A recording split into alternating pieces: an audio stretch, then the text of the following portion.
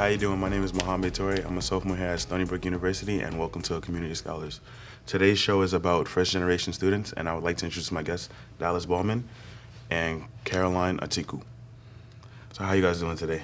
Good. How about you? I think I'm doing great. It's been a good day so far. So my first question is to you, Dallas. I know you've been here for Stony Brook a while, so do you just mind telling us what you do here and what is a first-generation student to you? So I'm in actually my 38th year here. Wow. I was going to be here 3 to 5 years when I came here, so I have to readily admit that I'm a total fail at long-range planning, at least in terms of my personal life. But I'm responsible for campus housing, so we have in excess of 10,000 beds of residence halls and apartments to accommodate. We have much more demand than we have capacity, and we continue to build. But that's an indication of our success, I would say. So. Yes, definitely someone who I live on campus. I want to say thank you because I like my room. That's good to hear. Caroline, I should say thank you. Yeah, no. Caroline, what's your role on campus as a student? So I'm a current junior, psychology/health science major, and I'm planning to graduate in the year 2021. Probably go to graduate school after I graduate in 2021. I'm thinking of becoming a physician assistant. That's cool. Mm-hmm. So, Dallas, what is a first-generation student? Well, that's a really interesting question because that's one of the things we have given some attention to here. One way in which that gets defined and measured is through your FAFSA application, your financial aid application, which many students or families submit. And as I understand it, there are multiple questions that have to be answered about each parent. Oversimplifying that in itself. And if we're doing data collection, that's what we have to rely on. But I don't think that that's a broadly inclusive way to gather that information. So several years ago, we got a question on the preference form that every incoming student has to complete. It's where you say which undergraduate college you want to be part of, whether you want to live on campus or not, meal plan, all that stuff. So we got added to that survey a question about, are you the first in your family to go to college? But I will say I was among those who were concerned that students answering that question might feel like they were being labeled in some way that was less than optimal. So that question is preceded by the statement, one of the many ways in which Stony Brook is proud of its students is the success of those who are the first in their family to go to college. Are you the first in your family to go to college? So we hope that says to people we do indeed value those who are the first. And as with, we don't ask you to submit a genetic profile to determine your race and ethnicity. You get to declare that. And if you declare yourself to be first in your family to go to college, we accept that from that perspective. So That's pretty cool. Because I identify as a first-generation student, and I've always just thought it was meaning if your parents didn't go to college or at least finish with a bachelor's degree, then you would be the first-generation student. So in my case, I'm a first-generation student. And I know, Caroline, you're not a first-generation student. So No. I know we kind of have, different experiences with the college life. Yeah. So if you wouldn't mind sharing some of your experiences. So I'm not a first-generation student because my dad went to college and my mom didn't, but I'm not a first-generation student. So I kind of have friends who are first-generation student, and the experience is not very different from mine. You just have to put yourself out there and don't think in your mind that you're a first generation student, so you're lacking resources. Just put yourself out there, go to office hours, talk to people, network, and just put make yourself applicable to all the services that are on campus. I don't feel like first generation should mean something that's holding you back. So you should always put yourself out there and put yourself out of your comfort zone, and then reach out to people that you think will help you succeed as a first generation student. Like me, I'm not a first generation student, but I have my dad who went to school in Ghana, so I'm the first person in my family going to school in the US. So my dad and my mom don't know stuff that's in the university criteria and then everything I need. So I had to do my FAFSA by myself, the TAP, and fill everything by myself. So even though I don't consider myself first generation on paper, it kind of felt like figuring everything out for myself. So I think the best thing to do is to put yourself out there. Yeah. So as a first gen, I feel like that you could attest to this working with first gen students. Some of the concerns that we have is just not knowing where to go for help, feeling like pressure is always on us, the spotlight is on us, definitely feeling a sense of needing to be perfect at all times. Definitely, those are like some of the problems that I face as myself being a first gen student. And it's just throughout my 2 years, I've just learned that there are offices and there are resources on campus for me to go to, like like Stony Brook Strong. If you want to talk about that a little more. Yeah, that's a program that started several years ago, and it's one way that we were hoping we could provide some additional support to enhance the potential for success of first-gen students.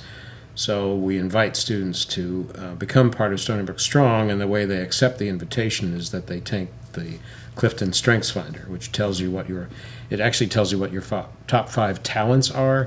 So as with any talent, unless you gain knowledge and develop skills with respect to that talent, it doesn't become a strength. But there are ways in which the strengths and Gallup has invested millions of dollars in researching this, so we're pretty confident that the talents that get identified through that inventory really do say something about each of us individually. And so when you accept the invitation and take the inventory, you're then assigned a staff person as an advisor. And so you get together with that advisor to talk about how your strengths can enhance your potential for success here. It's all about student success, so which is a very individual thing. I mean, we should be very careful about making generalizations across people who do or do not identify as first gen. That's one of the things that your respective experiences reflect. That just because your father went to college, you went in a different country. The similarities between the two experiences here and there, can be very great. And the assumption that often is made about first-gen students is because their parents didn't go to college, they won't know something like, what is a bursar? Well, who knows what a bursar is anyway, right? So that in itself is, it's one of the things that we heard often in talking with first-gen students is, if you've got a question, chances are other students, whether they're first gen or not, have the same question. So ask the question consistent with what you were saying. You're probably going to benefit others if you indeed reach out and say, I don't know how to do this, or I don't know where to find that. Others are going to benefit, particularly if you're doing it in a group context. But there's nothing, frankly, more powerful than peer-to-peer relationships. And so you learning something and being able to convey that to others is another way in which you can enhance your own success, because you always learn more as a teacher than as a student. So put yourself in a role of being the teacher, and it'll improve your experience here as well. Yeah, I like that advice. I wish I took that, or at least knew about like that type of advice early on, because I definitely felt like I like to figure things out on my own. And there's many times where it worked in my benefit and in my in my demise, honestly. So I've been learning to reach out to people for help, know that I'm not the only solution. Like there's people who could find solutions way better than I could. So something I struggle with. Yeah. There's some cultural norms around that learning on your own thing that has its limitations, shall we say. But I feel like with me specifically, it's just not even like a first gen thing. It's just like I've always been that way, being the firstborn, the first male son. I've just always had these first identities to me. So I kind of felt like I've always had to step up, even as a child. So that's just something I've just carried on with me into my adulthood life. But I'm working on it. Yeah. Good. I have a quick question about the program. Is anybody allowed to join the program, or you just join? You get in your invited. freshman year? Yeah, and it is a first year. I mean, you can continue the relationship with your advisor for as long as you choose to do that. You meet or not meet as often as you like. It's between you and your advisor, but it's primarily focused on the first year. Okay. You get invited in your first year. That's cool. Hey Dallas, I see you bought me a gift. Can I talk about this book here? Well, I brought it along. I just picked it up this morning as I was leaving my office, because one of the things that I think is important for us to do is to pay attention to what's out there in the literature.